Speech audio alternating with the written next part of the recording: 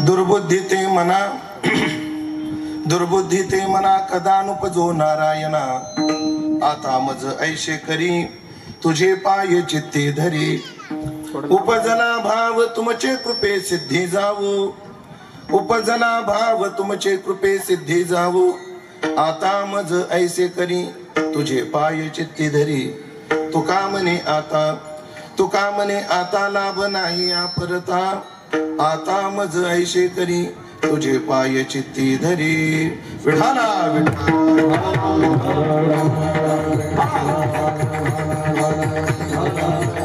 दुर्बुद्धीचे मना कदा नुपजो नारायणा. आता मज ऐशे करी तुझे पाय चित्ती धरी. सेवेकरता निवडलेला अभंग संत श्रेष्ठ जगद्गुरु श्री तुकाराम महाराज यांचा चार चरणाचा मागणीपर प्रकरणातील अत्यंत गोड सुंदर प्रसिद्ध प्रतिष्ठा प्राप्त अभंग असून स्वराचा आवाज थोडा कमी करा. अत्यंत गोड असा अभंग असून या अभंगातून जगद्गुरु श्री तुकोबाराय परमात्म्याजवळ दुर्बुद्धीच्या त्यागपूर्वक सद्बुद्धीचं दान देवाला मागतायत. विठाला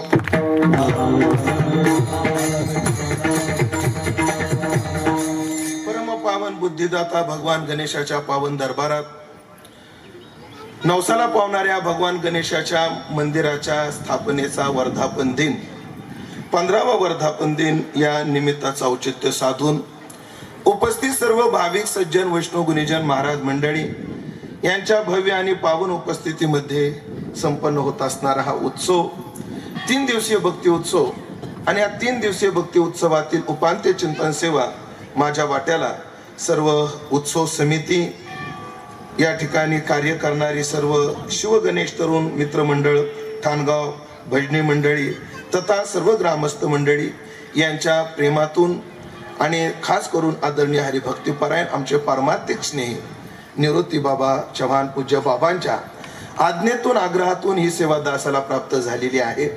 तरी ज्ञानोबाऱ्या तुकोबाऱ्या जशी बुद्धी देतील तसं मी अभंगाचं चिंतन करण्याचा प्रयत्न करणार आहे.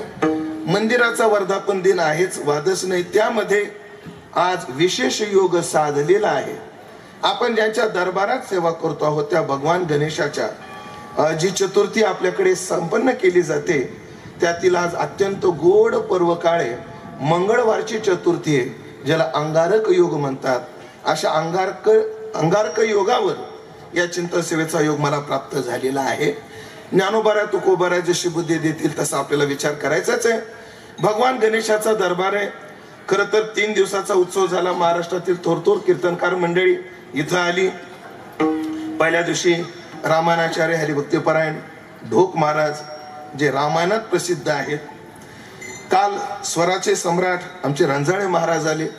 उद्या वेदांताचार्य आपलं विनोदाचार्य निवृत्ती महाराज ते येणार आहेत. आणि या थोर मंडळीच्या माधात चतुर्थीच्या दिवशी माझी योजना केलेली आहे. खरं तर संयोजकाला मानलं पाहिजे तरी चतुर्थीच्या दिवशीच माझी योजना का बरं केली असावी.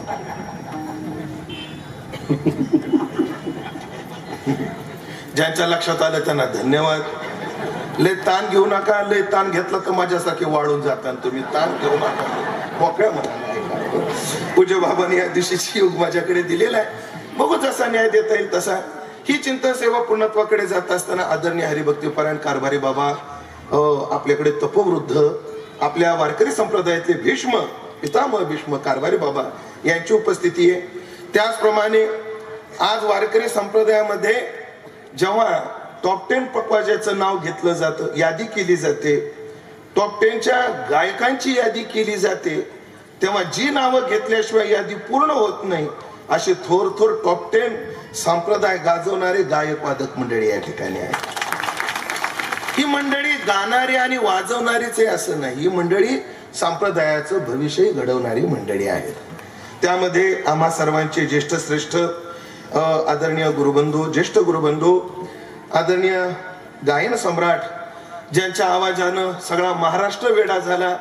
युट्यूब उघडलं की जो महाराष्ट्राचा लाडका आवाज डोळ्यासमोर येतो असे महेशजी महाराज भोगरे आदरणीय गुरुजी या ठिकाणी उपस्थित आहे. त्यांच्या आवाजाचं वेड केवळ वारकरी संप्रदायापुरतं सीमित नाही, ज्या आवाजानं भारताचे पंतप्रधान नरेंद्र मोदी यांना सुद्धा भुरळ पाडले असा आवाज आहे. जेव्हा नाशिकला नरेंद्रजी मोदी आले होते काळाराम मंदिरामध्ये, तेव्हा आदरणीय गुरुजींचं तिथे रामकृष्णारी भजन झालं, एक अभंग गुरुजीने गायला. तेव्हा ते सुद्धा मान डोलत होते, टाळ वाजवत होते, थोडा बेताल. त्यांना तालाचा थोडं कमी दिसलं मला त्या व्हिडिओवर, तरी तसं आहे. थोडा ताल चुकत होता, पण आनंद लुटत होते.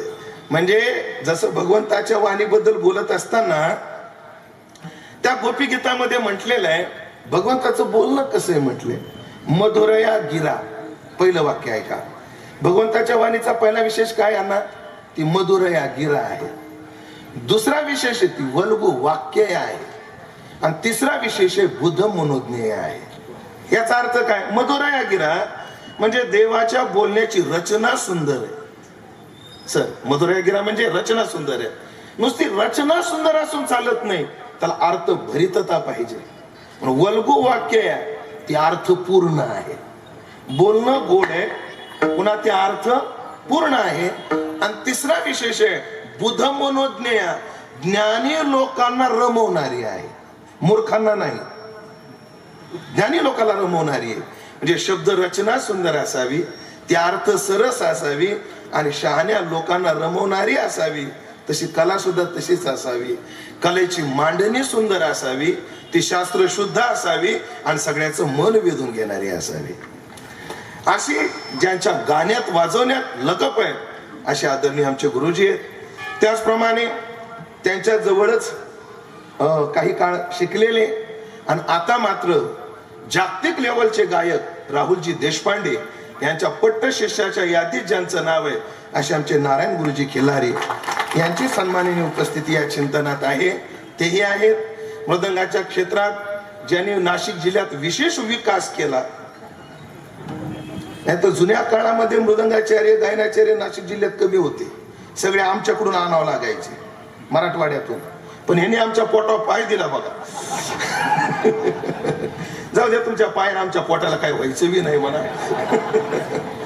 असा वारकरी संप्रदायामध्ये एक वेगळा विकास ज्यांनी मृदंगाच्या क्षेत्रात या नाशिक जिल्ह्यात त्र्यंबक या क्षेत्री चालू केलेला आहे असे आमचे विकास महाराज.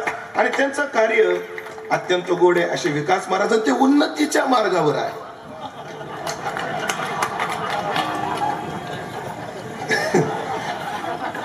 काय झालं, उन्नती चांगली आहे ना असं मला म्हणायचं. असे आमचे विकासजी महाराज बेलूकर, त्यांच्याकडे मोकळ्या मनाने टाळ्या वाजवा जरा. असे आमचे विकास महाराज आहेत. आणि नवोदित मात्र वारकरी संप्रदायाला भुरळ पाडणारा मृदंगाचा आवाज म्हणजे आमचे श्रीहरी महाराज आहेत या ठिकाणी, ज्यांना रक्तातच ताल आणि श्वासातच स्वर म्हणजे आदरणीय गुरुजीचे ज्येष्ठ चिरंजीव आहेत आदरणीय आमचे श्रीहरी महाराज आहेत. तथा सर्वच गुरुबंधू मंडळी आहेत. आता कोणाचं नाव घेऊ हा मला मोठा प्रश्न आहे. आणि मी त्या दिवशीच कातरणीला सांगितलं, माझा एक दोष आहे, मला नावं ध्यानात राहत नाही. एखादी व्यक्ती बाबा मला एवढी वेळा भेटते पण काय होत नाही, नावं ध्यानात राहत नाही. मला नाव ध्यानात राहत नाही म्हणून मी लग्न सुद्धा केलं नाही. उद्या जर कोणी म्हणलं नाव घ्या तर कोणाचं घ्यावा असा प्रश्न पडतो. पण माझ्यावर प्रेम करणारी आणि परमार्थाच्या दृष्टीने औदार्यानं कार्य करणारी अनेक मंडळी आहेत. निवृत्ती बाबा मला विशेष वाटतं गुरुजीचं आणि विकास महाराजांचं, यांनी एक कला आपल्या पुरती ठेवली नाही. तुम्हाला एक वाक्य सांगून जातो, 2 मिनिटं घेतो फक्त. जेव्हा विद्यार्थ्याचं अध्ययन गुरुकडे होतं ना, जेव्हा तो विद्यार्थी गुरुचं गुरुकुल सोडतो तेव्हा वेदाने त्या विद्यार्थ्याला 24 आज्ञा केल्या. त्याने गुरुकडून निघाल्यानंतर घरी कसं वागलं पाहिजे याच्या किती आज्ञा आहेत, 24 आज्ञा. त्याच्यातल्या बऱ्याचशा तुम्हाला माहिती आहे. धर्मंचर, स्वाध्यायमा प्रमद, अनृतम्मा वद, मातृदेव भव, पितृदेव भव. त्याच्यामध्ये एक विशेष आहे आज्ञा त्या 24 आज्ञामध्ये की आचार्यस्य प्रियम धनम आवृत्य प्रजातंतो माम विवच्छेत्सी. त्याचा अर्थ सांगतो गुरुजी 2 मिनिटात. आचार्यस्य प्रियम धनम आवृत्य, गुरुकडून ज्ञान घेतलंय ना, मग गुरुला आवडणारी दक्षिणा दे. पहिली गोष्ट काय कर, गुरु दक्षिणा दिल्याशिवाय गुरु विद्या सफल होत नाही. गुरुला काय द्यावी लागते, दक्षिणा. पण ऐकलं का, कृत, त्रेता, द्वापार आणि कली 4 युग आहेत. त्या श्लोकाचा अर्थ असा आहे बाबा की गुरुला आवडणारी दक्षिणा दिली पाहिजे. आपण नाही ठरवलं पाहिजे, पण हा नियम 3 युगाकरताच होता. कृतयुग, त्रेतायुग आणि द्वापार युग. कलियुगाकरता हा नियम नाही. हा कलियुगात गुरुला दक्षिणा दिली पाहिजे, पण गुरुला पाहिजे तीच नाही. कारण शास्त्राला माहिती कलियुगात गुरु काय मागतील त्याचा भरोसा नाही. पण गुरुला काय दिली पाहिजे? दक्षिणा दिली पाहिजे. आणि घरी येऊन त्यानं काय केलं पाहिजे? प्रजातंतु माम व्यवच्छेदसी, याचे 2 अर्थ आहेत. एक प्रवृत्तीपर अर्थ आहे आणि एक निवृत्तीपर अर्थ आहे. तू जर इथून जाऊन जर गृहस्थाश्रम जर स्वीकारणार असशील तर संस्कार क्षम संतती निर्माण कर आणि आपल्या ऋषीचं ऋण फेड. आणि तू जर इथं जाऊन निवृत्तीपरायण राहणार असशील तर हे कर, आपली गुरुकडून घेतलेली विद्या, लक्ष देऊन ऐकताय ना, आपल्या गुरुकडून घेतलेलं ज्ञान मूर्खापासून वाचून ठेव आणि चांगलेल्या दिल्याशिवाय मरू नको.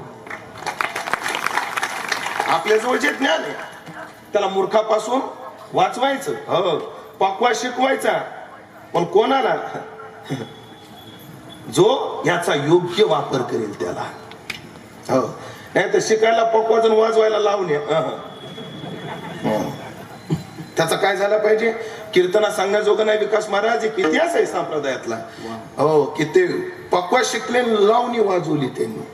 तर बंकट स्वामीने त्यांना शाप दिला. पुढचं नाही सांगायचं मला, गुरुजीच्या लक्षातही आले. तात्पर्य काय? मूर्खापासून विद्या काय केली पाहिजे? वाचवली पाहिजे. सध्या लोक विद्यार्थ्यापासून, मूर्खापासून विद्या वाचवणार झाले, पण कसे लोक यायला लागले आणि दर्जा घसरायला लागले. हो, नाचे सुद्धा कीर्तनकार व्हायला लागले.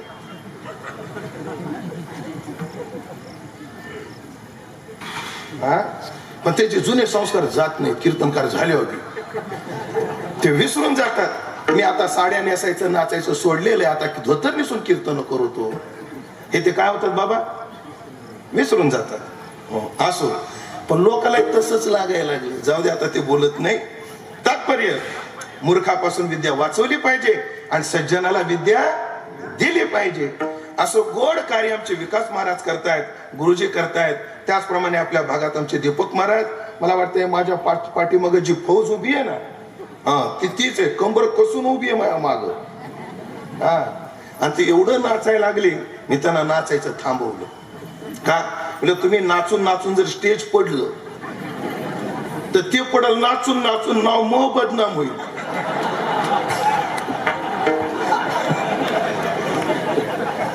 नाचते नाही हे, आणि बदनाम नाव कोणाचं होईल? म्हणून त्यांना सांगितलं नाचू नका.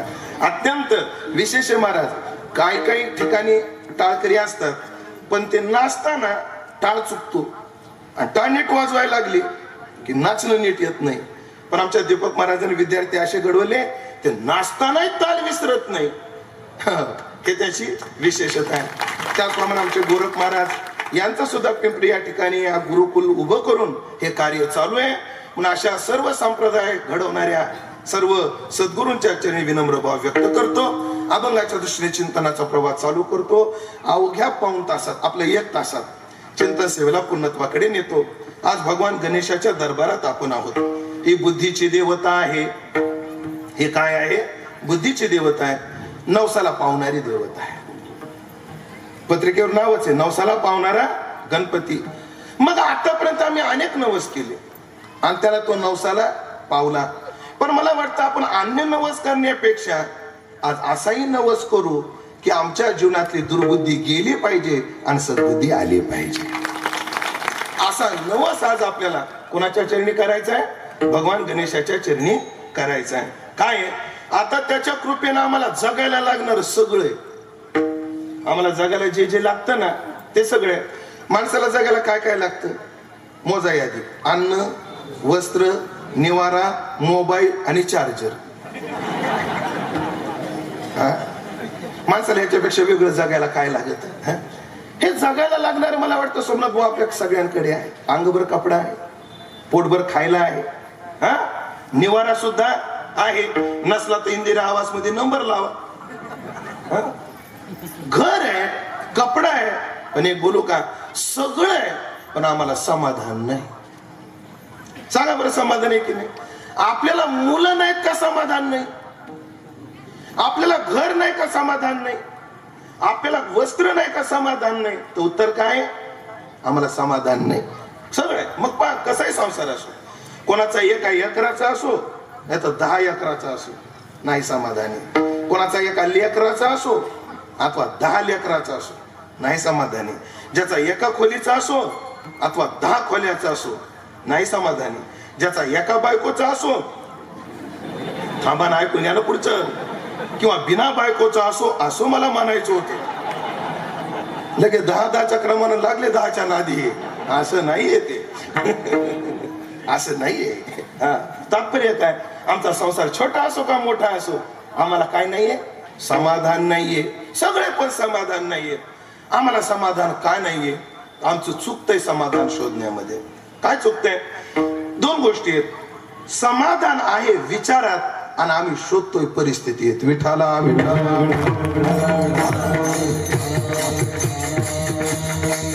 विचारावाच न पवित्र समाधान, विचारावाच न पवित्र समाधान, विचारावाच न पवित्र समाधान, न पवित्र समाधान, न पवित्र समाधान.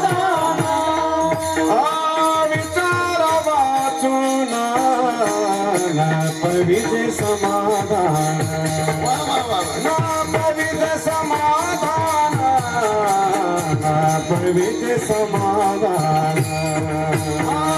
विचार वाचून पवित्र समाधान बाबा, पवित्र समाधान, पवित्र समाधान. ऐकलं का, नाही कर्मणा प्रजया धनेन वा त्यागीन एके अमृतत्व मानशो हो. चित्तशे शुद्ध ये कर्म न तु वस्तू उपलब्ध ये. वस्तू सिद्धी विचारेन नान्यथा कर्म कोटी बी. समा सुखरूप परमात्म्याची प्राप्ती नाही कर्मणा, कर्मानं होत नाही, न प्रजया प्रसिद्धीने होत नाही. त्या समाधानाची प्राप्ती केवळ त्यागाने आणि विचाराने होते. त्यागा शांतीनंतर, त्यागानंतर शांती आहे. पण तात्पर्य आम्ही शोधतोय परिस्थितीमध्ये आणि आहे सुख कुठं, विचारामध्ये. बघा तुम्ही, आमची परिस्थिती चांगली आहे तरी आम्ही समाधानी का नाही, आणि आम्ही विचाराची कास धरलीच नाही. कसं आहे, परिस्थिती अशी असते महाराज, कुठंतरी हात टेकायत लावतो. साधं उदाहरण, माता मौल्यांना विचारतो, ज्या ज्या बाईला मनासारखी सून मिळाली तिने हात वर करा बरं.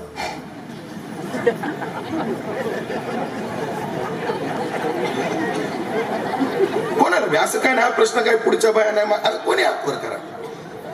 एकीला बी नाही बाबा मनासारखी. एका त्या कोपऱ्यातल्या बाईने हात वर केला होता, पण शेजारीने तिला हात खाली घ्यायला लावला. तिने हात खाली घ्या, मला तुझ्याकडचं सगळं माहिती. काय चालत नाही वार. अहो मुंबईत आमचं एक प्रेमाचं घर आहे, प्रेमाचं घर आहे. त्या घरी गेलं की सदैव मी राहणं खाणं माझं त्या घरी असायचं. त्यांच्या पोराचं झालं लग्न. मी गेलो तर ते काय मला जेवल्याशिवाय न येऊ देणार ग, मला पाणी सुद्धा देईना. तहान लागली मला मुलकायची, द्या बरं बाबा पाणी. पाणी सुद्धा देईना ती बाई. मी त्या घरातल्या बाईला म्हटलं, ताई येऊ का? म्हटलं ताई काय चाललंय, तुम्हाला पाणी सुद्धा विचारणार नाही. महाराज ती अशी बोलली, नारायण महाराज ती बाई, महाराज आमच्या घरचं पाणी सुद्धा पिऊ नका म्हणे आजपासून तुम्ही. म्हणलं ताई का, कारण काय झालं, काय सांगावं महाराज म्हणे, अशी सून भेटली, वारकरी यायचे कळाले की फ्रीज मध्ये अंडी आणून ठेवीत. हे IQ नाहीये, हे मी घडलेलं सांगतोय. तात्पर्य, परिस्थिती पुढे कुठेतरी काय करावे लागतात, हात टेकावे लागतात. कायमचा विषय आपला, गरम व्हायला लागलं. परिस्थिती पुढे कशी हात टेकावे लागतात ऐका. काय व्हायला लागलं, गरम व्हायला. गरम होत, फॅन लावा. आणला फॅन, 5-10 मिनिटं फॅन चालला आणि बंद पडला. काय झालं रे, लाईट गेली. करा जनरेटर चालू. पुन्हा आम्ही परिस्थितीवर कशाने मात केली? परिस्थितीनेच. जनरेटर चालू केला, पुन्हा अर्धा तास चालला, पुन्हा बंद पडला. काय झालं रे? म्हणे डिझेल संपलं. जा डिझेल घेऊन ये. डिझेल आणायला गेला. म्हणे अहो आज संप डिझेल मिळालंच नाही. कुठेतरी काय टेकावे लागतात? हात टेकावे लागतात. आणि तुम्हाला मानसशास्त्र सांगतो, ज्याला मराठीमध्ये सायकोलॉजी म्हणतात, ज्याला मराठीत काय म्हणतात? सायकोलॉजी. ते सांगतो तुम्हाला. वाक्य किचकट आहे थोडं. उपकरण जेव्हा उपयोगात येत नाही, जेव्हा, माफ करा वाक्य पहिल्यापासून ऐका, जेव्हा उपकरण उपलब्ध नसतं, उपकरण जेव्हा उपलब्ध नसतं तेव्हा जेवढा त्रास होत नाही तेवढा त्रास होतो जेव्हा उपकरण उपयोगात येत नाही. हा सिद्धांत आहे, पटवून देतो. फॅनच नाही तेवढा त्रास होत नाही, पण असून चालणं गेला की लई त्रास लावतो. अजून तुम्हाला जवळचं उदाहरण देऊ का? फोन लागलाच नाही तेवढा त्रास होत नाही, पण लागून जर उचलला नाही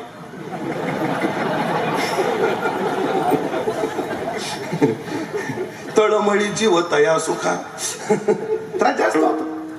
मग परिस्थिती पुढे कुठेतरी हात टेकावी लागतात, विचारा पुढे नाही. विचाराचं समाधान सांगतो. उदाहरण कायम देतो मी. गुरुवारी बोधे बाबाच्या शेजारी पंढरपुरात कीर्तनात टाळ घेऊन उभा होतो. डोकबाबाचं कीर्तन नागपूरकर मठात. मठ 60x30चा. एकही खिडकी नाही, 3 मजले खचाखच भरलेले. हवा यायला एकच रस्ता, दरवाजा. पण लोक गर्दी करू लागले मग तोही बंद केलेला. आणि या 3 मजल्यामध्ये एकुलता एक फॅन होता ढोक महाराजाच्या डोक्यावर, आणि तोही फॅन विलंबित 1 तालाच्या मात्रा मोजित होता. किती विलंबित? 1 तालाच्या. हा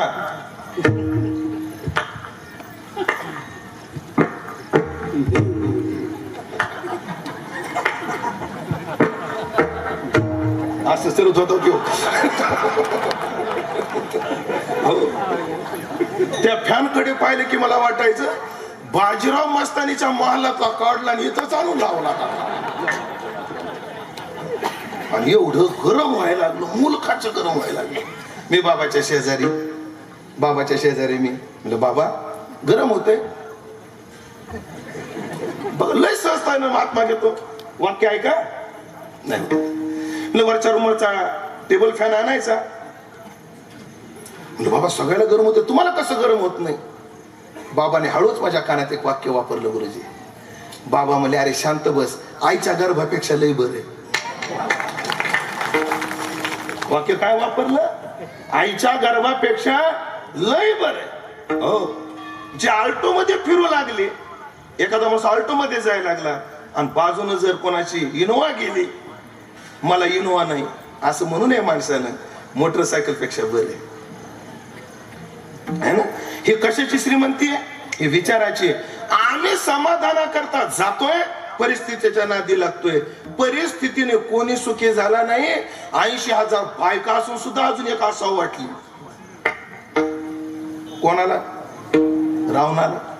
सोन्याची नगरी होती, 12,09,00,000 घराच्या राज्यावर राज्य होतं. त्याच्यात प्युअर सोन्याची 7 कोटी होती, तरी सुद्धा तृप्ती झाली नाही. मग आपली आहेच काय? हो, 4 बिघा जमीन आहे, 11 लाख सोसायटी.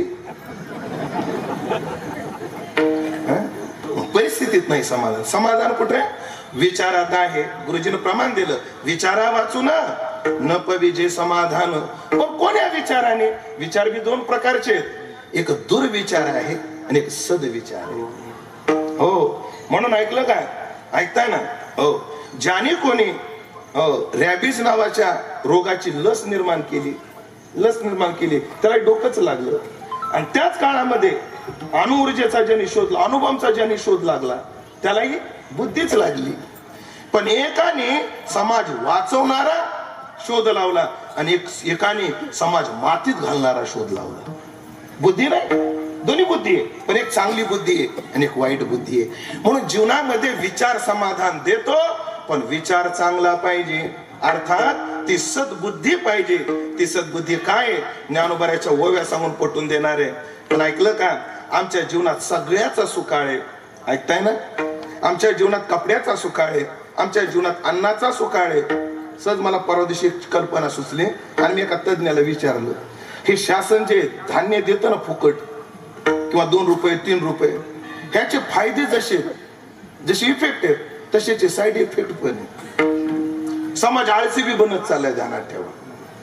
हो, 10 रुपयात 5 किलो धान्य येतं, कुटुंब आठवडाभर जगतं. कशाला तुमच्या बांधाला कामाला यायची गरज आहे? एका बाजूला काय होत चाललेला आहे, समाज निष्क्रिय बनत चाललेला आहे आणि एका बाजूला जे उपवासी मरत होते, हो, त्यांना अन्न मिळायला लागलेले. म्हणजे फायदा पण आहे त्याचा आणि त्याचे नुकसान सुद्धा आहेत. म्हणजे शासनानं बंद करायला पाहिजे.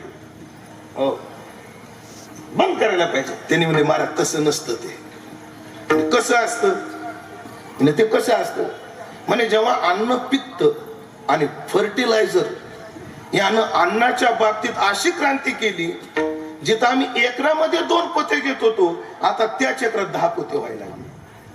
अण्णा बरोबर आहे की नाही? ज्या 2 एकरात, एका एकरात आम्हाला 2 पोते व्हायचे, त्याच 2 एक एकरात किती व्हायला लागला आता?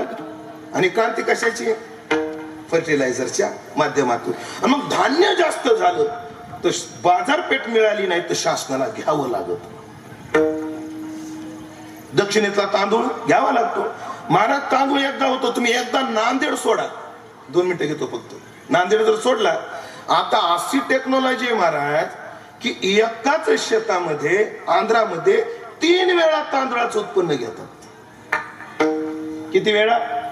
3 वेळा. पहिला काढायचा, दुसरा लावायचा, दुसरा काढायचा, लावायचा सुद्धा नाही, आता पेरायचा. आता लावण्या संपल्या कीर्तनात, आपलं आता लावणी नाही, आता ह्याची सुद्धा काय व्हायला लागली, भाताची पेरणी व्हायला लागली. आणि मग शासनाला काय करावं लागतं? एमपीतला, पंजाब मधला गहू, त्यांचा तांदूळ घ्यावाच लागतो. हो, आणि तो घेतला तो गोडाऊनात सडण्यापेक्षा गरीबाला खाऊ द्या म्हणून वाटावं लागत. पण तात्पर्य काय मी सांगायचं काय की या फर्टिलायझरनं अन्न धान्याची मुबलकता केली, पण अशा संपन्न जगात सुद्धा विषयाचा, आपल्या विचाराचा मात्र दुष्काळच. आमच्या जीवनात चांगले विचार नाहीत बाबाजी, वाईट विचार लगेच. एक छोटस उदाहरण देतो आणि अभंगात प्रवेश करतो. छोटस उदाहरण. माणूस चांगले विचार जास्त करतो का वाईट विचार जास्त करतो? वाईट विचार जास्त आहे. म्हणजे सुलभता सद्विचाराची, दुर्विचाराची नाहीये. ज्ञानोबराची भाषा सांगतो. ज्ञानोबरा म्हणतात अनेका सारिका बहुवसू. जिवंत 2 ज्ञानेश्वर आहेत तिथं. माग का बसले ज्ञानेश्वर? पुढे या महाराज म्हणतो. या या या पुढे या, पुढे या महाराज. अशी माणसं पुढे आली पाहिजे, नको ती पुढे यायला. ज्ञानेश्वरी पाठ आहे दोघांच्या. टाळ्या वाजवा जरा. ऐका, यांचा फायदा होणार आहे. जवळ बोलवण्यामध्ये फायदा आहे मग. आणि का सारे का बहुवसो, जैसा न जोडे की अमृताचा अंश दैव गुणी. अन्य दगड जशी मिळतात तसा परीस नाही मिळत. हो, अमृताचा अंश दैवानं प्राप्त होतो. पुढे ज्ञानोबराय म्हटले तैसी दुर्लभ हे सद्बुद्धी. एवढं थांबू आता 2 मिनिटं, पुढची ओवी पुढे घेऊ. तशी दुर्लभ आहे सद्बुद्धी. जगात दुर्लभ आहे सद्बुद्धी आणि दुर्बुद्धीचा दुष्काळ आहे. म्हणून हे पार्था दुर्बुद्धी जाण सर्वथा. पण ती दुर्बुद्धी काय आपण तेव्हा तिथं ओव्या पाहू, त्या जागेवर गेल्यावर. त्या सांगूनच टाकू बरोबर. ओव्या म्हणून जातो, अर्थ नंतर सांगतो. जैसी रांधवनी रस सोय निकी आणि करोनिया मोले विकी, तैसा भोगा लागी अविवेकी धाडिती धर्मो. म्हणून हे पार्था दुर्बुद्धी जाण सर्वथा. दुर्बुद्धी लय सुलभ आहे आणि वाईट विचार सुलभ आहेत आणि सद्विचार दुर्लभ आहेत. याला उदाहरण ठाणगाव सारखं संपन्न गाव, श्रीमंत माणूस, पण त्या श्रीमंत माणसाला लेकरू बाळ नव्हतं. त्यानं गणपतीला नवस केला आणि गणपतीचा नवसाची नीट निघत नाही, सहसा म्हणतो मी. पण ते पोरग चांगलं निघालं. तुम्हाला जिल्हा नाशिक येतो ना, महाराज पोरग चांगलं निघालं. महाराज माझ्याकडे वेळ कमी असल्यामुळे ते 10वीला बी गेलो. आता आपल्याकडे वेळ कमी, पोरग पटकन मोठं करावं लागेल. ते कितवीला गेलं? 10वीला गेलं. 10वीला गेलं श्रीहरी, त्याचा निकालही लागला. निकालही लागला आणि पूर्ण नाशिक जिल्ह्यात 1 नंबरनं पास झाला. 1 नंबर पळत आला बापाकडे, पप्पा पप्पा काय म्हणा निकाल काय? नाशिक जिल्ह्यात 1 नंबर. अरे माझा पट्ट्या. बापानं कडकडून मिठी घात मारली आणि त्याला गुळाचा खडा दिला.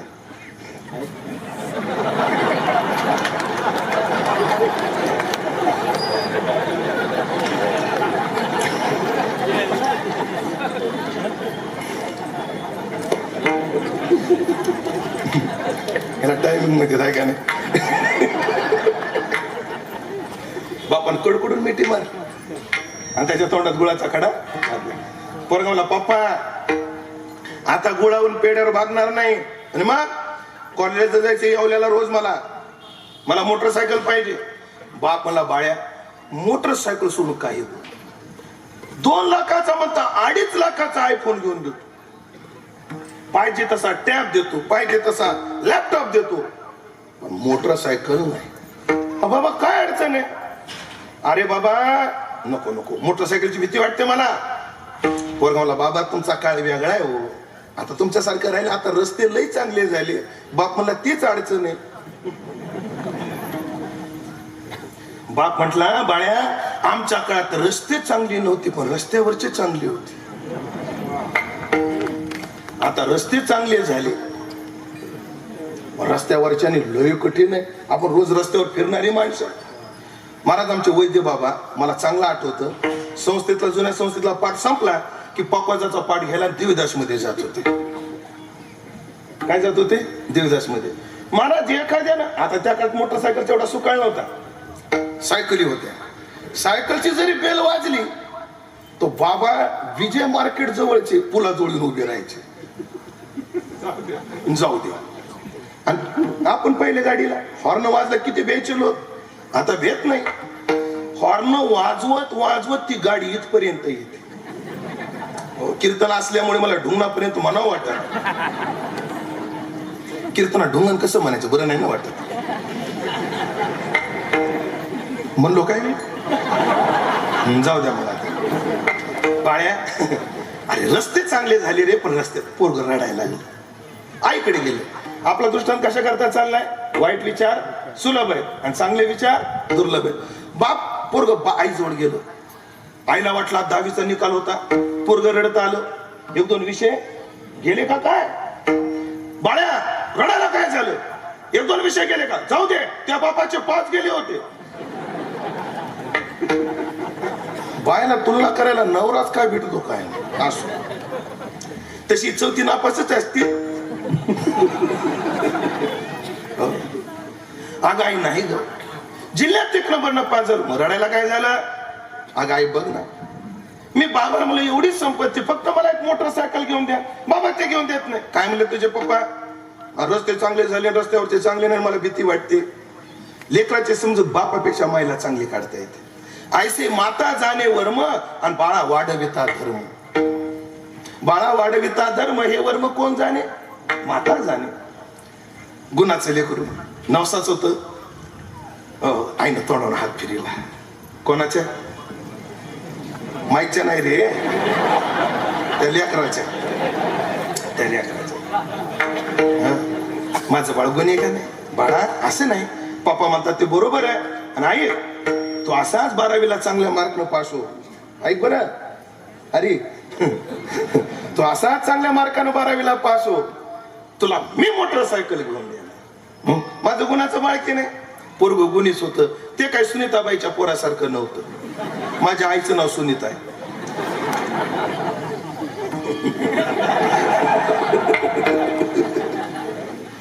पोरग थांबला. आता वेळ कमी असल्यामुळे 12वीला 1 नंबरनं पास झालं. आई जवळ आई वादा की आवनी भाना पडे. देणारे म्हणले नका त्या बापानं पैसे देणार. हातातली 4 तोळ्याची बांगडी काढली आणि पोराच्या हातात दिली. जा म्हटली मोटरसायकल घ्यायला. आता मोटरसायकल घ्यायला कुठं जायचं? येवलेला का नाशिकला? चांगली भेटेल का? ते आपल्याला अशी पालती पुढून चालायची घ्यायची बघा, साधी नाही घ्यायची. ते किक अशी नाही घ्यायची आपल्या कशी घ्यायची हा मग नाशिकला जावं लागेल ना ते असं पालतं पडून चलून चलत तसली घ्यायची ती गाडी मला घ्यायची पण पेट्रोल टाकीची अडचण आहे गाडीच्या हो गाडीच्या म्हणतो वेगळा अर्थ काय करत बसलो गाडीच्या म्हणतो आम्ही बाळ्या हे घे चंदू काकाचं दुकान आहे तिथं चंदू काका सराफ माझी एवढी बांगडी देन माझं नाव सांग त्याचे 2-2.5 लाख रुपये येतील पाहिजे तशी गाडी घे पोरगा म्हणला मम्मी नाही सोबत तूच आणि मी का रे म्हणे आई माझं एक स्वप्न आहे गे म्हटले काय स्वप्न आहे माझं स्वप्न आहे की मोटरसायकलवर मला पहिल्यांदा तुला फिरवायचे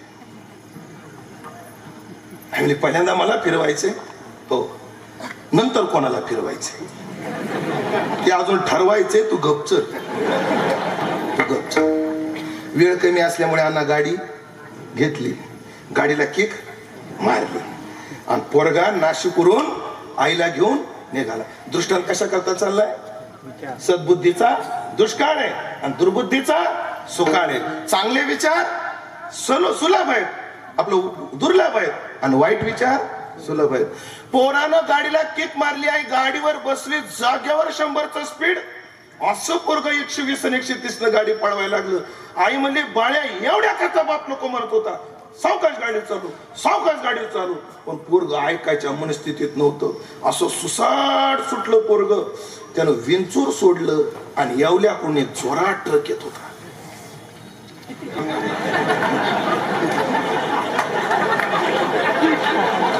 ऐका ना येवल्याकडून जोरात ट्रक येत होता मोटरसायकलीकडून जोरात चालली होती तिकडून जोरात ट्रक आला इकडून मोटरसायकल जोरात आली ट्रक सरळ नाशिकला गेला मोटरसायकल सरळ ठाणगावला आली माय तुम्हाला वाटलं तसं काही झालेलं नाही पण खरं सांगा तुमच्या मनात काय विचार आला महाराज तुम्ही मायलेकाच्या धाव्याची बुंदी सुद्धा पाडून ठेवली आणि या बायानं कमेंट द्यायला सुरुवात केली होती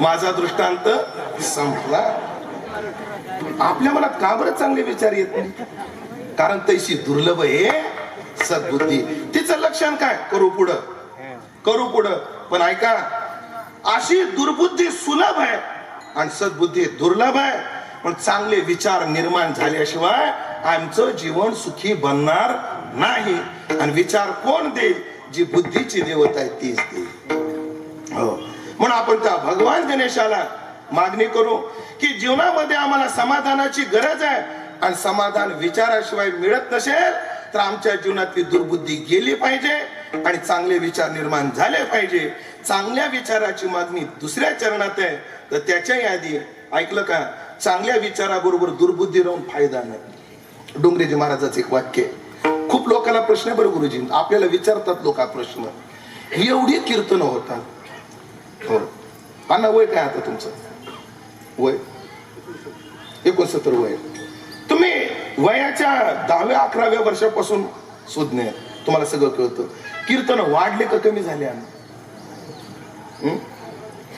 कीर्तन कमी झाले का वाढली सप्त्याची संख्या कमी झाली का वाढली कीर्तनाची उपस्थिती कमी झाली का वाढली गुरुजी वाढली परमार्थ वाढला जुन्या काळात कधीतरी सप्त्यात एखादं कीर्तन व्हायचं आता कोणी मेलं कीर्तन कोणी जन्माला आलं कीर्तन घर बांधलं कीर्तन हॉटेलचं उद्घाटन कीर्तन पोल्ट्री फार्मचं उद्घाटन कीर्तन एकाने मला फोन केला दीपक आणि महाराज पोल्ट्री फार्मच्या उद्घाटनाला कोणता अभंग मला अरे तुकोबाराने गाथा वाचायसाठी लिहिला आणि मला कधी कधी प्रश्न पडतो अजून बोलायचं राहिलंच प्रचारासाठी कीर्तन प्रचारासाठी काय दर्जा घालवलाय बाबा कारभारी बाबा लोक पोल्ट्री फार्मला बिअर बारच्या उद्घाटनाला प्रचाराला कीर्तन ठेवतात हे दुर्दैव नाही संप्रदायाचं त्यांना कीर्तनकार भेटतात हे दुर्दैव आहे त्यांना कीर्तनकार भेटतात हे दुर्दैव वाढली कीर्तन. आणि मग लोक म्हणतात मग एवढी कीर्तन वाढली तर लोक सुधरत का नाही? परिणाम तसा का दिसून येत नाही? त्याच्याकरता ज्ञानोबराचे पूर्वी म्हणून आधी 7व्या अध्यायात, 7व्या अध्यायात का 9व्या अध्यायात? 9व्यात नाहीये, 5व्यात किंवा 7व्यात आहे. बहुनाम जन्मनाम म्हणते तो त्या श्लोकावरची ओवी आहे. लक्ष देऊन ऐका ओवी, आणि ओवी बी ऐकत जा. ऐका. जे तर विषयाची दाट झाडी, माझी काम क्रोधाची चुकावणी आला पहाडी सदवासनेच्या. मग साधू संगे सुभटा. आता हा साधू शब्द सद्गुरू नाही बरं, हा सुभट साधू म्हणजे सज्जन आत्ताशी. अजून सद्गुरूची भेट झालेली नाही, तर सद्गुरूची उखा अजून पुढे. मग साधू संगे सुभटा. सुभट म्हणजे जे बोलण्यात चतुर आहे, मार्गदर्शन करण्याचं कौशल्य ज्यांच्यात आहे, आणि वेदांताच्या दृष्टीने जे श्रोत्रिय आहे. श्रोत्रिय शिष्याची आलेली शंका त्यांना काय करता येते? सोडवता येते. मग सुभट योग्य बोलणारे, चांगलं मार्गदर्शन करणारे. नमो विशद बोध विदग्धा. बोध विशद विदग्ध बोधाला विशद करून सांगण्यात चतुर असलेले, हे सुभट शब्दाचा अर्थ. मग साधू संगे सुभटा. आता पुढच्या 2 तुकडे ऐका बरं किती गोड आहेत. उजू सत्कर्माची वाटा. त्यानं काय केलं? सुभट साधू सोबत उजू म्हणजे सरळ असणारी, उजू म्हणजे योग्य असणारी, उजू म्हणजे शास्त्र संमत वाट धरलेली आहे. उजू सत्कर्माची वाटा. पण लगेच ज्ञानोबराय म्हटले, पण अप्रवृत्तीचा आव्हाटा डावलो. हो, म्हणजे उजू सत्कर्माची वाट धरली, पण त्याचा विशेष काय? अप्रवृत्तीचा आव्हाटा डावलो. त्यानं अप्रवृत्तीचा आव्हाटा न डावलता उजू सत्कर्माची वाट धरली असती ना सर, फायदा काहीच झाला नसता. डोंगरेजी महाराजांच्या एका चिंतनात मला हे उत्तर सापडलं. लय जणाला प्रश्न विचारला जातो वारकऱ्यांना, बिनधास्त ते उत्तर द्या. डोंगरेजी महाराजाला म्हटले, विचारला प्रश्न, इतने सत्संग बढ़ गए हैं, एवढे सत्संग वाढले, लोक सुधरत का नाही? त्यांनी उत्तर दिलं, उसका एक कारण है. लोग पुण्य तो बहुत करते हैं. ऐकताय ना? लोग पुण्य तो बहुत करते हैं, लेकिन पाप करना नहीं छोड़ते. सहज त्या महात्म्याचे वाक्य हो डोंगरेजी महाराजांचं. पुण्य तो बहुत करते हैं, लेकिन पाप करना नहीं छोड़ते. म्हणून चांगला मार्ग धरावा लागेल आणि वाईट सोडावा लागेल. जाऊ दे, सोपं करू का थोडस? औषध घ्यावं लागेल आणि पथ्य पाळावी लागतील. हो, सकाळ संध्याकाळ जेवणाच्या आधी इन्सुलिन किंवा गोळी घ्यावी लागेल, आणि आंबे खायचं सोडावं लागेल. तर शुगर काय राहील? कंट्रोल मध्ये राहील. पथ्य पाळलेच नाही तर कसं होईल? मग परमार्थाच्या पंथावर चालणारे आणि पथ्य पाळावी लागतात. म्हणून आधी वाईट विचार गेला पाहिजे, तर तुमच्या चांगल्या विचाराला किंमत आहे. हो, नाही तर ऐकलं का? रामायणाचं उदाहरण देतो. रामायणामध्ये रामायणातला रावण एवढा सामान्य आहे का? रावण एवढा विद्वान आहे, त्याच ते शिवतांडव स्तोत्र. हो, हा,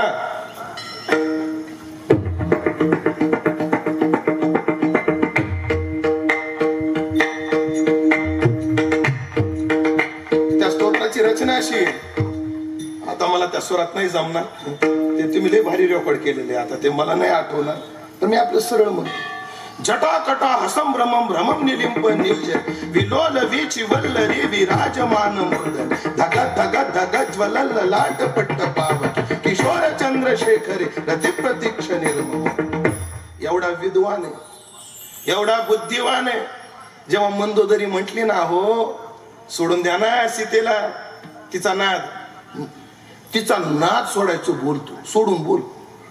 आमच्या तात्याजवळ एक माणूस, तात्याला व्यसनाचा लय तिटकारा. आमच्या जवळचा एक माणूस आहे, तात्याजवळ ते तंबाखू खायचं. लोक म्हणायचे, तात्या तुम्ही आम्हाला बोलता, तो तुमच्या जवळचा तंबाखू कसं काय खातो? तात्या चिडली आणि एकदा त्याला पुढे घेतलं. त्याला मला इकडं पाहिजे, एक तर तू तंबाखू सोड, नाही तर मला सोड. ते म्हणजे तात्या तुम्ही सुटत नाही, तंबाखूही सुटत नाही, तिसरं काय असलं तर सांग. म्हणून तरी समजून सांगते रावणाला, अहो सोडून द्या. नाही नाही, तू पतिव्रत आहेस ना, पतिव्रतेचा धर्म काय आहे? पतीची मत अनुसरून पतिव्रता, पतीच्या मताला तिचं मत पाहिजे. हा मग आहे उलट तू सीतेला, मला समजूत काढण्याऐवजी सीतेची काढ. ती म्हणजे काढण्याकरता एक करा ना, मग ती जर रामाला अनन्य आहे तर रामाचं रूप धारण करा ना आणि जा ना. सगळ्याला उदाहरण माहितीये. म्हणजे मंदोदरी हाही उपाय केला, पण अडचण एक आहे, जेव्हा मी राम होतो तेव्हा काम शिल्लकच राहत नाही. म्हणून ते कुमार विश्वास यांचं एक वाक्य आहे. हो, सीता सुरक्षित रामाकडे आली, हा रामाचा पुरुषार्थ आहे. तर सीता पवित्र रामाकडे आली, हा रावणाचा पुरुषार्थ आहे. वाक्य फार गांभीर्याचं आहे, त्याचा विस्तार करण्याचं वय माझं नाही. समजून घ्या तुम्ही. रावणाकडे एवढे, अहो मला सांगा, हिमालय पर्वत उपटून टाकतो, त्याला अडचण काय? म्हणून सीता सुरक्षित आली, हा जर रामाचा पुरुषार्थ असेल तर सीता पवित्र परत आली, हा रावणाचा पुरुषार्थच आहे. एवढा बुद्धिवान, पक्वाचा तेवढा तरबेज. मृदंगाच्या बाबतीत फार मोठा आहे, तरबेज आहे. अहो एवढा ताकदवान, एवढा बुद्धिवान असून सुद्धा किंमत का राहिली नाही? त्याचे कारण आहे, सद्बुद्धीचा स्वीकार केला पण दुर्बुद्धीचा त्याग केला नाही. बस झाली प्रस्तावना. आता 8 तास घ्यायची वेळ आलेली. म्हणून जीवनामध्ये सद्बुद्धी जशी आली पाहिजे ना मंडळी, तशी दुर्बुद्धी गेली पाहिजे. म्हणून जगद्गुरु तुकोबराय देवा पुढे उभे राहिले. सद्बुद्धीच्या दान नंतर मागितलं, पहिलं दान कोणतं मागितलं? दुर्बुद्धी ते म्हणा,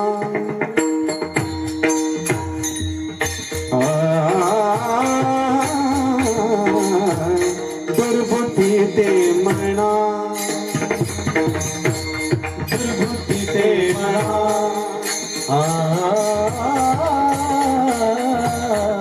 दुर्बुद्धी ते म्हणा, म्हणा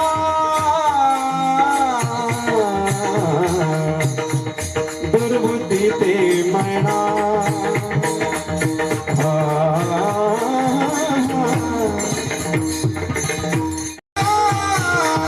आता माझा आई सकारी,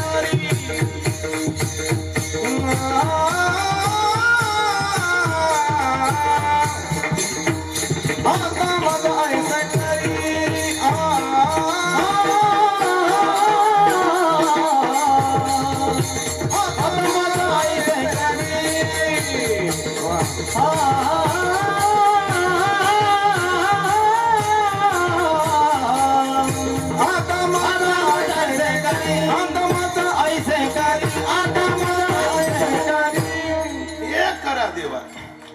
माझ्या जीवनात दुर्बुद्धी कधीच निर्माण होऊ देऊ नका. अहो दुर्बुद्धी म्हणजे काय सांगा ना आधी. दुर्बुद्धी शब्दाचा सरळ अर्थ वाईट विचार, पण ज्ञानोबरायचा अर्थ करू आपण आधी, मग बाकीचे अर्थ करू. ज्ञानोबराने काय अर्थ केला दुर्बुद्धीचा? ऐका ज्ञानोबराय काय म्हटले. जयसिंह मगाच्या ओव्या, आता अर्थ. जयसिंह ज्या प्रकारे रांधवणी रस सोय निकी, रांधवणी म्हणजे सुगरण, सुंदर स्वयंपाक करते, पण करोनिया मोले विकी, अगं स्वयंपाक सुंदर करते आणि पैसे देऊन विकत बसते. कारण 12व्या शतकामध्ये स्वयंपाक करून विकणं पाप होतं मानलं. त्या काळात स्वयंपाक करून अन्न विकणं काय समजलं जायचं? पाप. जरा सोपं बोलू का? म्हणजे 12व्या शतकात हॉटेल व्यवसाय पाप समजला जायचा. तुकोबाराच्या काळात डेअरीचा व्यवसाय पाप समजला जायचा. तूप विक्री महाद्वार. तूप विकणं काय आहे? महाद्वार आहे. म्हणून एवढा संपन्न होता महाराष्ट्र. जयसिंह ज्या प्रकारे रांधवणी रस सोय नेकी करते म्हणले, सुंदर स्वयंपाक करते, पण अडचण एक आहे, करून या मोले विकी, करून पैशाने विकत बसते तैसा. जयसिंह रांधवणी रस सोय निकी करून या मोले विकी तैसा, भोगा लागी अविवेकी धाडिती धर्मो. अरे धर्माचं अनुष्ठान करतो आणि तो भोगा करता करतो. म्हणून हे पार्था दुर्बुद्धी जाण सर्वथा. सोपं करू का? जरा जड गेला असेल तुम्हाला. मंडपाच्या वरून म्हणायला सुद्धा चान्स नाही आज. कारण पडदा अजून बसला नाही. तयारी होती पण 2 दिवस पडद्यानं मंडपानं आपल्याला काही दिली नाही. कीर्तनच आजच मैदानात आहे आणि उद्याचं मैदानात केल्याशिवाय पर्याय नाही. असं म्हणजे धर्माचरण करताना भोगाकडे बुद्धी जाणं हीच दुर्बुद्धी आहे.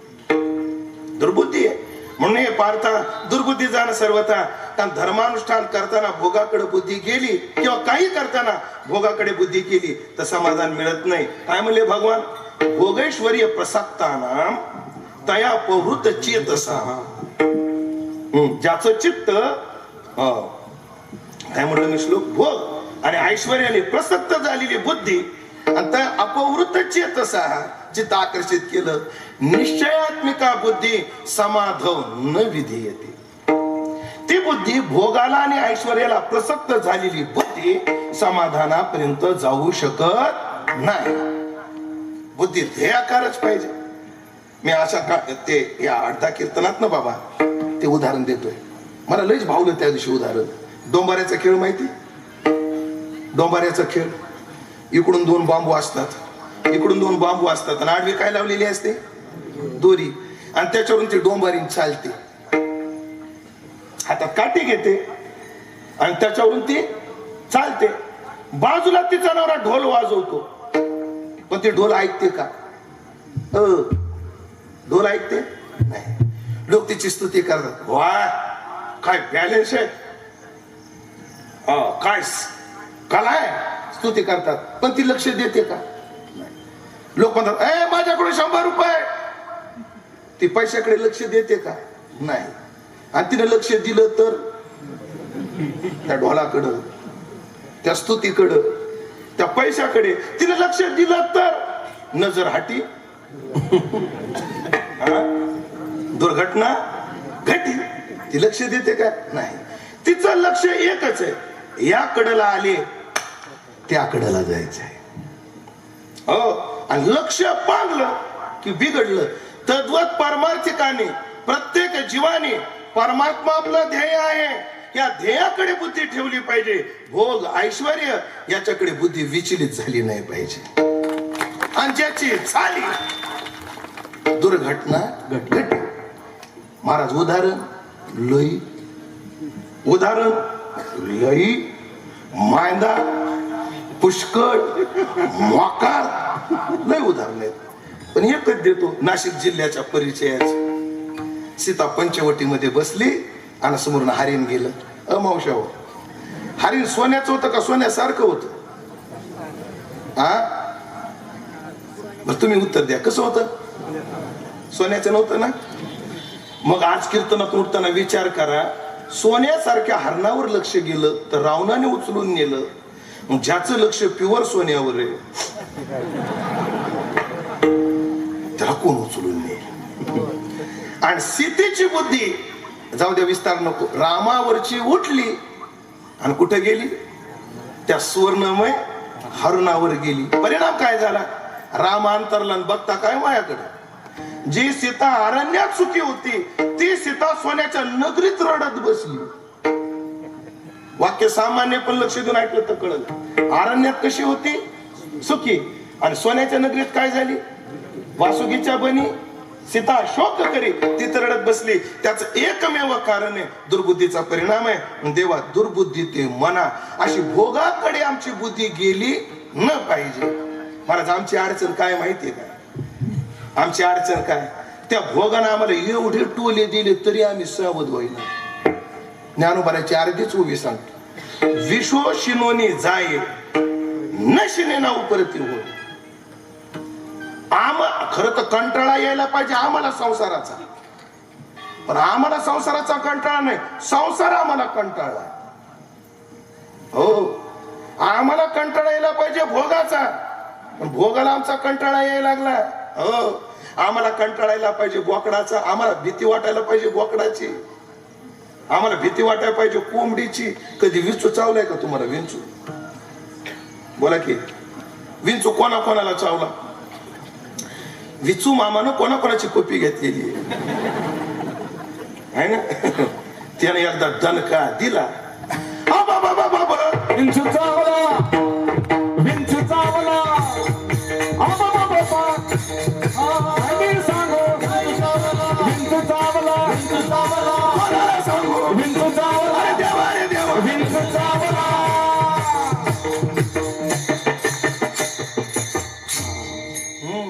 घासा बसला तरी आडायला विंचूला दणका दिल्या. पण असा विंचू पाल पाहिली की मान खाली घाली ती, जसं बेत्याला जवळ ठाई काढली. बेतालाची पुढे काय काढली, ठाई काढली. एवढं ते काही तुला ते तागी टाकीत. अशी पाल भारी महाराज, आणि अशी भारी पाल कोंबडी एका घासात खाती. मग कोंबडी किती जा लक्षात येते का नाही काय, सगळे माळकरी असल्यामुळे लक्षात येईना हो अडचणी. आम्हाला त्या कोंबडीची काय वाटायला पाहिजे, भीती. पण याला घेऊन कोंबड्या खुरड्यात बसायला लागल्या. हे रमतात विषय शिरोनी जाय. आम्हाला विषय कंटाळा. खरं सांगा, तुम्हाला संसाराचा कंटाळा आलाय का? खोटं नाही बोलायचं तुम्हाला, नाही आपल्याला. संसारात टेन्शन आहे का नाही? सोपं बोलू एकदम, एका मिनिटातच कोड सोडतो. ज्यांचं लग्न झाले त्यांनी हात वर करा बरं.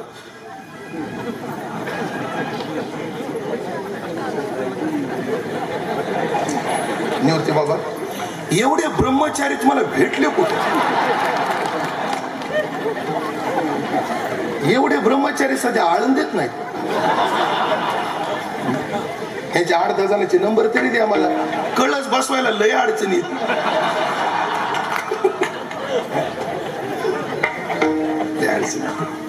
भैया तुझं नाव काय रे? अथर्व. तू झाले का? नाही.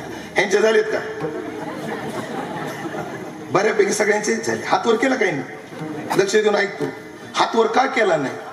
हे लग्नाला एवढे वैतागले, हातवर करायची वासनाच होत नाही. तुझी वेळ गेली नाही बाळा, सावध हो.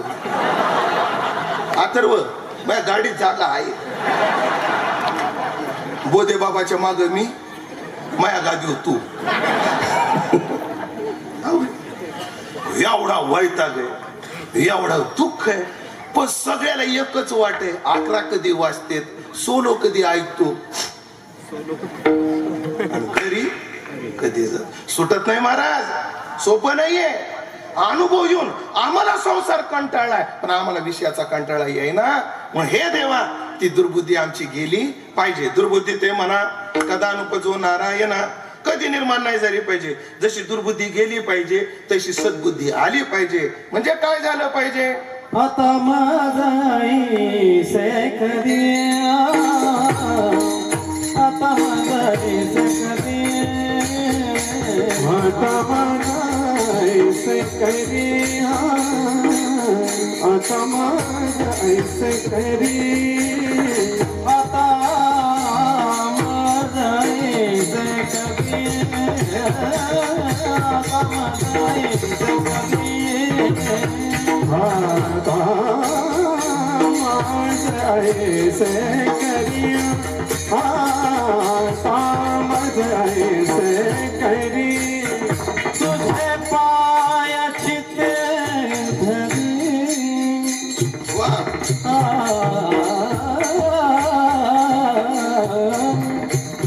पाय, तुझे पाय, तुझे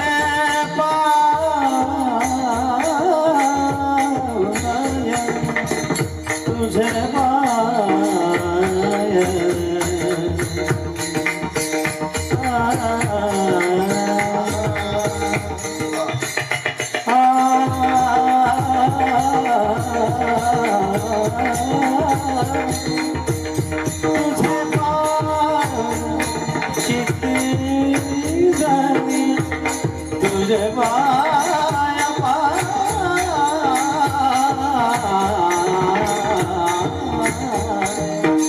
तुझे पाया किती धरी हो, तुझे तुझे पाया किती धरी,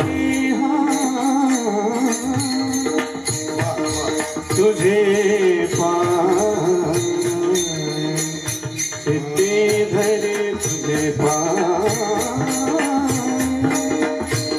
तुझे पाय पाय पाय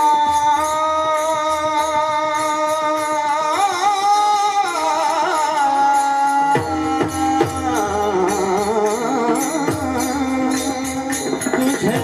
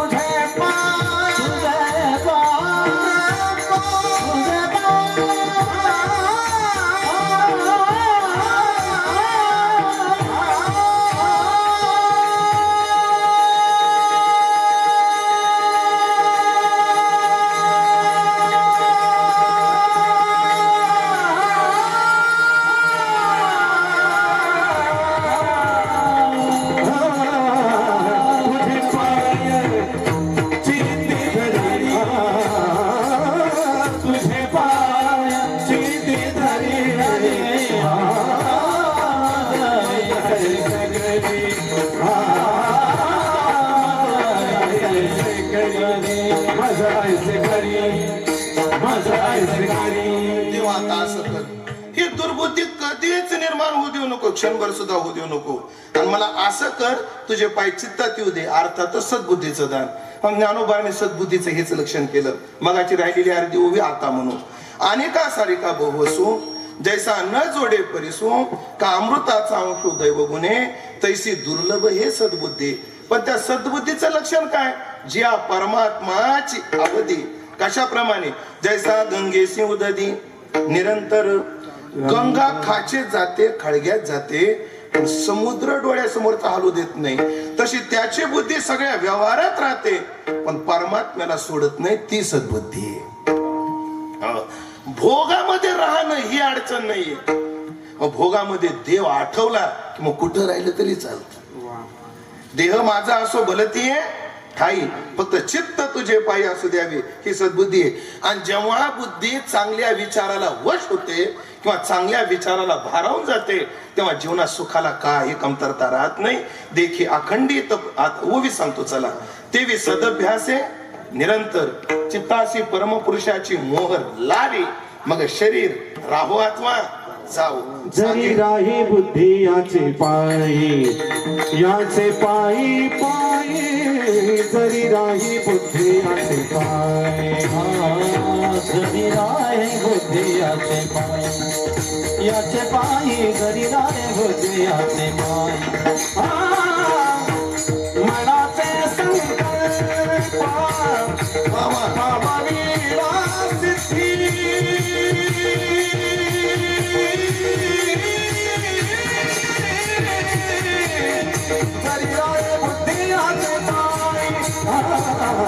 जरी बुद्धी आचे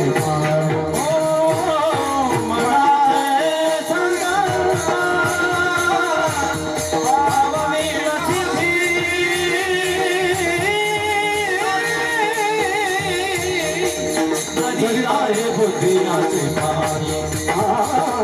जरी आहे बुद्धी आचे जरी आहे बुद्धी आचे जरी आहे बुद्धी आचे. ऐकलं का मंडळी?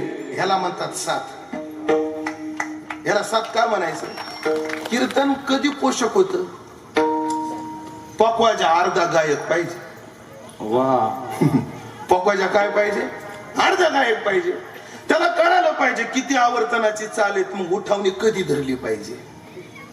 जर कमी आवर्तनाची जर चाल असली आणि उठावणी जर उठावणीच्या नंतर लगी धरली तर लगीचा सौंदर्य प्रगट व्हायला वेळ मिळत नाही. वा. मग कमी आवर्तनाची चाल असली की उठावणी अशी धरली पाहिजे समेपासून लगेच चालू झाली पाहिजे. तर तिचा गोडवा निर्माण होतो, नाही तर लगेच शुगर उतरते.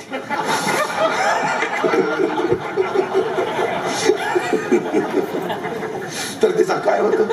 गोडवा. आता कोणत्या चालीला कोणता ठेका लावला पाहिजे? हा. एखाद्याला 1000 ठेके येत असतील, एकाच तालाचे 10-5 ठेके येत असतील, पण आता इथं कोणता पाहिजे? पकवायचे अर्धा काय पाहिजे? गायक पाहिजे. गायक अर्धा कीर्तनकार पाहिजे. गायक अर्धा कीर्तनकार पाहिजे. कोणतं प्रमाण पाहिजे आणि कुठं पाहिजे हे त्याला कळायला पाहिजे.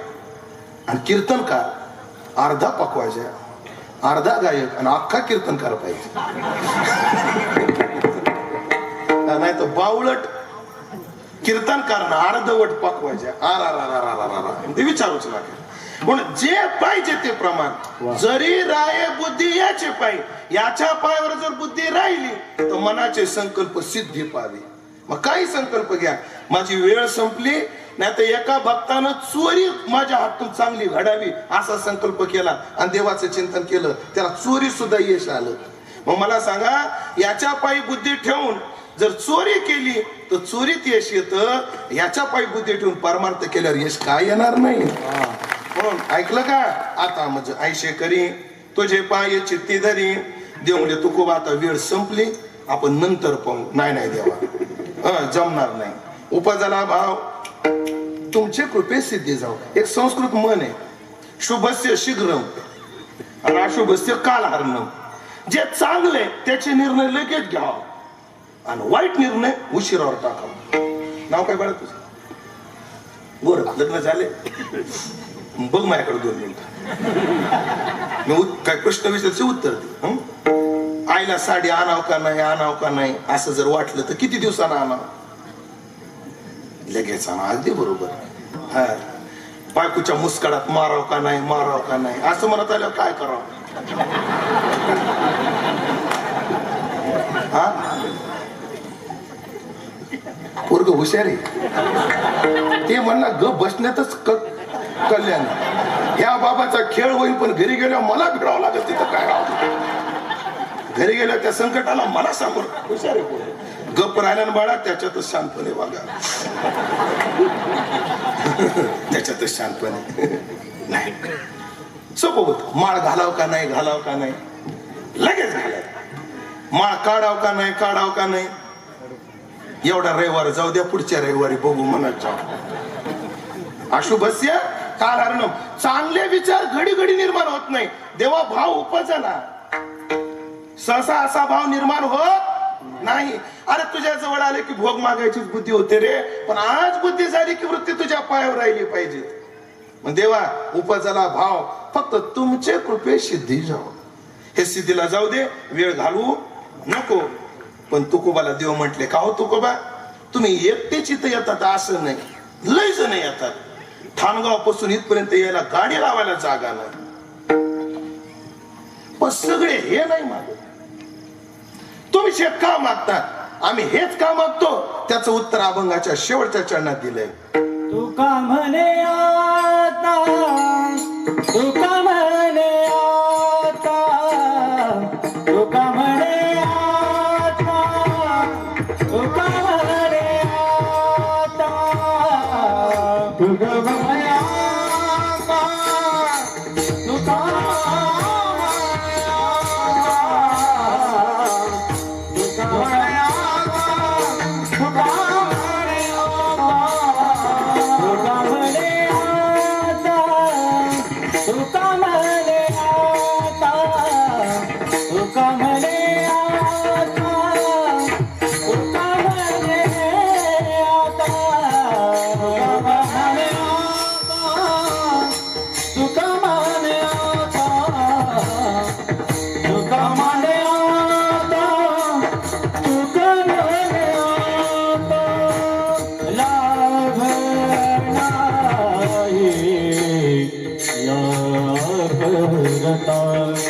लाभ नाही या करता आता माझ्या ऐसे करी, आता माझ्या ऐसे करी. लाभ नाही या करता, लाभ नाही या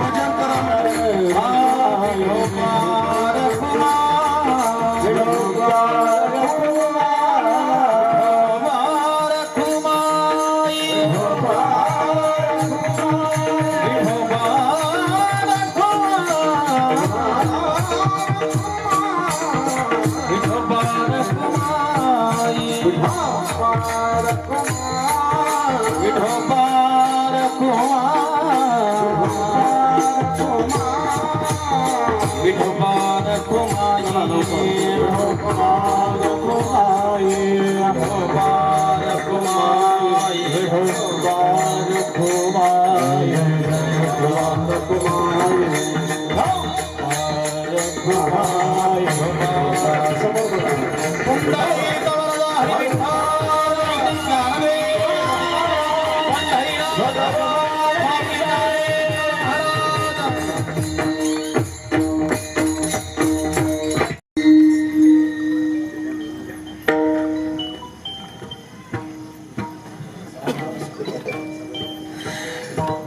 तुका म्हणे आता लाभ नाही या परत आम्हाला कळालं मानवी जीवनात आल्यानंतर दुर्बुद्धीचा त्याग आणि सद्बुद्धीचा स्वीकार याच्यासारखा लाभ नाही. एकच प्रमाण सांगतो आणि थांबतो. विचार नाही नर खर तो तैसा. ज्या माणसाजवळ विचार नाही तो नर नाही, तो खर आहे. खर शब्दाचा अर्थ काय? तो गाढव आहे. चैतन्य महाराज सांगत असतात नरात आणि खरात नखाचं अंतर आहे. नर खर न ख तेवढंच अंतर आहे. आणि हे अंतर कशामुळे पडलं? विचारामुळे पडलं. म्हणून विचार नाही नर खर तो तैसा. म्हणून मानवी जीवनामध्ये विचाराची नितांत गरज आहे. म्हणून तुका म्हणे आता लाभ नाही या परता. म्हणून एक करावं मंडळी, चित्तात देव ठेवावा हा सद्विचार आहे. इथं भगवान गणेशाचा दरबार आहे. म्हणून 2 वाक्यात भगवान गणेश सांगतो. भगवान गणेश डोळ्यासमोर ठेवले पाहिजे. याचा अर्थ काय? याचा अर्थ काय? गणेशाची मूर्ती आपल्या डोळ्यासमोर ठेवली पाहिजे. कशी गणेशाची मूर्ती? माझ्याकडे पहा. मी गणेशाची मूर्ती सांगतोय म्हणून म्हणलं माझ्याकडे पहा. भगवान गणेशाचे डोळे बारीक आहेत. भगवान गणेशाचे कान मोठे आहेत. भगवान गणेशाचं पोट मोठे आहे.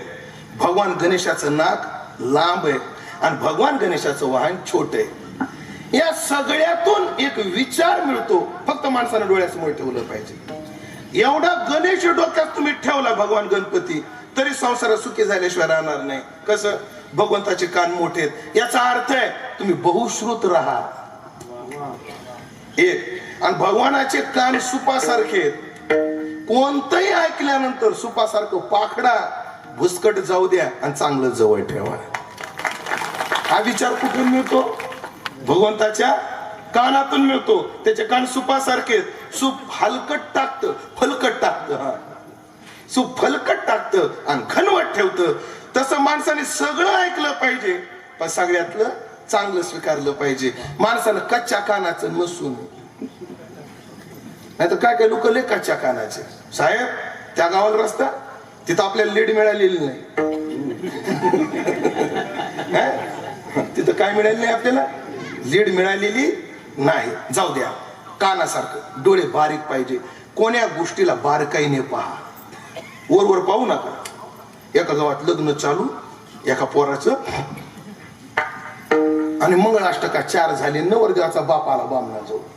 भटजी बुवा काय खासदार साहेब येईल, लग्न थोडं लांब व्हा. ते म्हणाले का ती सत्यनारायणाची पोती आहे का लांब व्हायला? 5 ऐवजी 7 मंगळाष्टका म्हणता येतील. कसं लांबवता येईल? नाही थोडं. मग त्याला युक्ती सुचली. त्याने 4 मंगळाष्टका ठेवल्या झाल्या.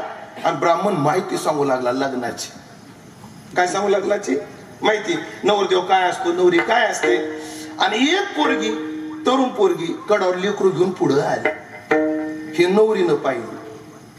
नवरीनं डोक्याची मंडोळी काढली आणि रडत बसली. नवरीचा मामा फुल डाउनलोड मागं उभाच होता.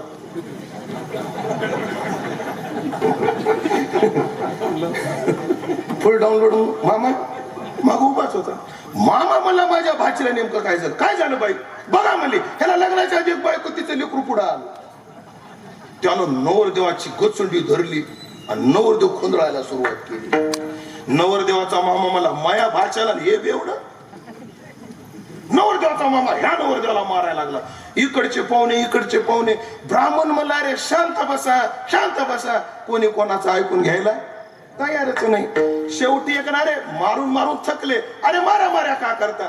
म्हणे ह्या बावटाचं जर आधी लग्न झालेलं होतं त्याने आमच्या पुरीला का फसवलं? म्हणे याचं लग्न कुठं झालेलं आहे? ही काय बाईने पोरग? म्हणे बाई त्याची बायको आहे का? म्हणे नाही. मग पुढं कशाला आली? ते बामण काका काय म्हणू लागले ते मागून ऐकू येईन गेलं म्हणजे. म्हणून पुढे आले म्हणजे ह्यांनी जर बारीक विचार केला असता तर भांडणं झाले असते का? पण कोणत्या गोष्टीचं निरीक्षण करा हे कोण शिकवतात? भगवान गणेश शिकवतात. भगवान गणेशाचं पोट मोठे आहे. याचा अर्थ काय? सगळ्याचे गुणदोष पोटात घालायला शिका. परिवार आहे, दोष असतात. काय होतं नारायण महाराज, आपले वारकरी संप्रदाय परिवार आहे. सगळ्याच गायकाला चांगलं गाता येतं असं नाही, सगळ्याच वादकाला चांगलं वाजवता येतं असं नाही, आणि आमच्या नशिबाला रोजच असे भेटतील असंही नाही. याचा अर्थ मग ते सामान्य कलाकार का फेकून द्यायचे का? ते आपल्या परिवाराचे घटक आहेत. त्यांना काय घेतलं पाहिजे? आपण सामावून घेतलं पाहिजे. साक्षीला आहेत बगुरे गुरुजी, वैद्य बाबा एखाद्या गावात जर 10 विद्यार्थी सांगितले तर 4 गुणवान पाठवायचे आणि बाकीचे बिना ताला स्वराचे पाठवायचे. का? ते सांभाळून घेतले पाहिजे. सगळ्यांना पोटात घातलं पाहिजे. हो, माझं पोट मोठं नाही अण्णा, असे मूर्खाचे गुन्हे पोटात घालू घालू मोठं झाले.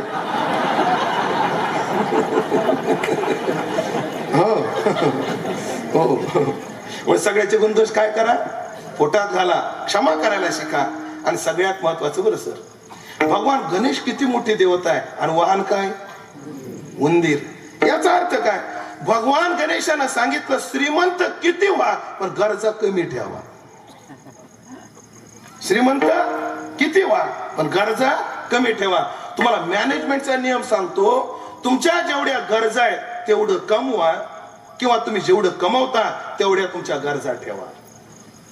ह्याच्यातला चांगला सल्ला कोणता आहे? जेवढं कमवतो तेवढ्या गरजा ठेवल्या पाहिजे. जेवढ्या गरजा तेवढं कमवणं कधी शक्य नसतं, कारण गरजा वाढत जातात गुरुजी. गरजा काय होतात? वाढत जातात. पण गरजा कमी ठेवा. भगवान गणेशाला काय शक्य नव्हतं? काय बी शक्य होतं, पण भगवान गणेशाचं उंदीर वाहन आहे. याचा अर्थ आम्हालाही सांगितलं, जर तुमचं येवल्याला मोटरसायकलवर जाऊन जर भागत असलं तो 4 व्हीलर काढू नका, रस्त्यावर ट्रॅफिक करू नका, प्रदूषण वाढू नका, डिझेल जाळू नका. हा सल्ला कशातून आहे? त्याच्यातून आहे. पण असा भगवान गणेश आपल्या डोळ्यासमोर राहावा, आपल्या चित्तात राहावा, अर्थातच सद्बुद्धी आपल्या हृदयात राहावी आणि भोगातली बुद्धी निघून आमचं जीवन त्याच्या चरणी राहावं, असं भगवान गणेशाला दान मागू आणि सेवेला पूर्णविराम देऊ. कारण आम्ही गणपतीजवळ काय मागणार? खरं सांगू का, आम्हाला खरंच मागायची अक्कल नाही. तुमचा एखादा मित्र गेला जम्मू काश्मीरला, आल्याबरोबर तुम्ही विचारलं, का रे जम्मू काश्मीरहून काय आणलं? तुम्हाला 5 किलो कांदे 2 किलो बटाटे. गेला कुठं आणि काय आणले? कांदे बटाटे. पाटोद्यात भेटत नाही, ठाणगाव मध्ये भेटत नाही. जे इथं मिळतं ते जम्मू काश्मीर आणण्यात काय शहाणपण आहे? मग जम्मूला गेल्यावर काय आणावं? प्युअर केशर, गालीच्या, पिस्तून नावाची शॉल, गांज, आपलं बदाम, ते बिलही भेटत तिकडं, पण ते नाही आणावं. जे इथं मिळत नाही ते आणावं. मग ऐका, प्रारब्ध आणि प्रयत्नाने संसारात जे भोग मिळतात ते गणेशाला काय मागायचे? मग जो विचार संसारात मिळत नाही तो विचार त्याच्याजवळ मागू आणि आमचं जीवन समाधानी बनू आणि भगवान गणेशाने आपल्यावरती कृपा करावी अशी प्रार्थना करून सेवेला पूर्णविराम. पुन्हा एकदा उपस्थित सर्व वैष्णव गुणीजन महाराज मंडळी यांचे आभार. कोणाचाच नामोल्लेख न करता सकळा चरणी जीव माझा यांच्या चरणी सद्भाव व्यक्त करतो आणि थांबतो. मला वाटतं भगवान गणेशाच्या दरबारात ही माझी दुसरी सेवा आहे. याच्या एकदा आधी आलो होतो निवृत्ती बाबा मी, पण ज्याने मला आणलं होतं तो आज राहिला नाही. आमचा परमार्थातला सवंगडी आमचे श्री हरी महाराज यादव. शामभाऊ कुठे? श्यामभाऊ. आणि तेव्हा माझ्याकडे गाडी नव्हती, तो श्री हरी आणि श्याम मला घ्यायला येवल्याला आले होते आणि येवल्यावरून मी तो येऊन ही कीर्तन काय केलं होतं, पूर्णत्वाकडे नेलं होतं. म्हणून जेव्हा जेव्हा या परिसरातून जातो निवृत्ती बाबा, आम्हाला येवला आलं की श्री हरी महाराजाची आठवण आल्याशिवाय राहत नाही. चला, नियतीचा खेळ, आपल्यातून ते गेले, पण त्यांच्या पश्चात त्यांचे बंधू असतील, त्यांचे वडील असतील, ते सगळं दुःख गिळून त्यांच्या परिवाराच्या खुणा त्या चांगल्या प्रकारे जपतायत. याकरता महाराज तुम्हालाही धन्यवाद. बाबा कुठे गेले? इथं ते बाबा. बाबा तुमच्या चरणी नमस्कार करतो आणि थांबतो. या ठिकाणी अजून एक विशेष आहे. इथं गाथ्याचं पारायण झाले 3 दिवसात झाले. 3 दिवसात गाथ्याचं पारायण सोपं नाही, कारण मी गाथा पारायण करणारा माणूस आहे. 3 दिवसात गाथ्याचं पारायण करणं सोपं नाही. बाबा किती लोक होते? 200 वाचक आणि 3 दिवसात गाथा पारायण. मला त्या वाचक आणि त्या व्यासपीठ चालकांच्या चरणी नम्र भाव व्यक्त करतो. एवढं सोपं नाही. या सगळ्यांशी सद्भाव आपल्या वारकरी संप्रदायाचं वैभव कारभारी बाबा चेकडगावकर पूज्य बाबा यांच्या चरणी सद्भाव व्यक्त करतो. माझं कीर्तन संपलंय, पण ऐकलं का, कीर्तन चालू झाल्यापासून वेळ जर धरला तर अजून माझे 20 मिनिटं शिल्लक आहेत. पण मी ते 20 मिनिटं का मागं ठेवले? 20 मिनिटं शिल्लक आहेत पण लय घस नाही. रोजगार आम्ही निम्म्यात तुम्ही, निम्म्यात आम्ही.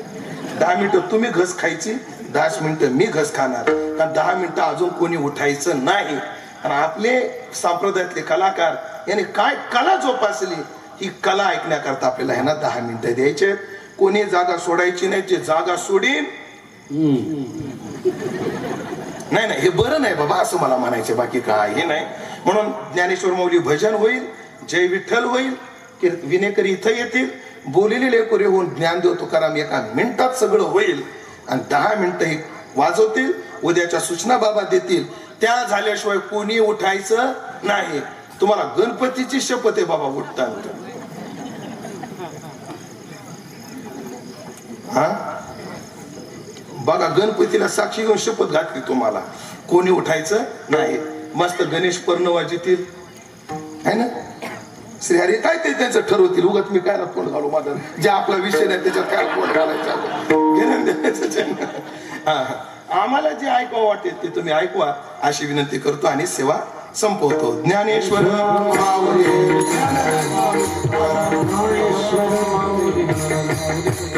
विठ्ठल जय जय विठ्ठल, कुंडली कवलका विठ्ठल जय जय विठ्ठल,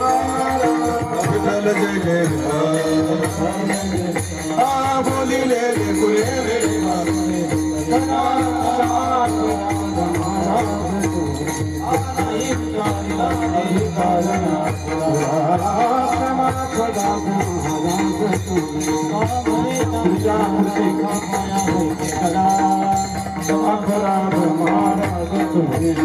महाराज